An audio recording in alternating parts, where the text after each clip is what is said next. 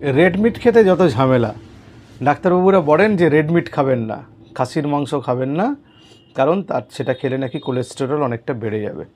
কিন্তু আপনি যদি রেড মিট খুব কম পরিমাণে খান এবং চর্বি ছাড়া খান, সেটা 2 মাস ছাড়া একবার বা মাসে একবার হলো কম পরিমাণে, তাহলে কি আপনার অতটা ক্ষতি হবে? না, আপনার অতটা ক্ষতি হবে না, আপনি খেতে পারবেন।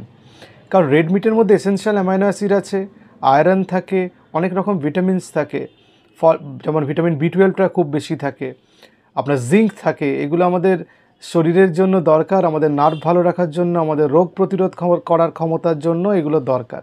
ফলে একদমই যে খেতে পারবেন না সেটা বলা খুব ভুল। এবং আমি যাদের হার্টের অসুখ আছে, যাদের স্টেন্ট আছে, পেসমেকার আছে, বাইপাস সার্জারি হয়েছে, তাদেরও যে একদমই খাওয়া যাবে না এই ব্যাপারটা আমি বলতে পারছি না। তারা 2 মাসে একবার খেতে পারেন, 2 পিস খেলেন, চর্বি ছাড়া খেলেন। সুতরাং রেড মিট যে একদম বন্ধ, এটা বোধহয় ঠিক নয়।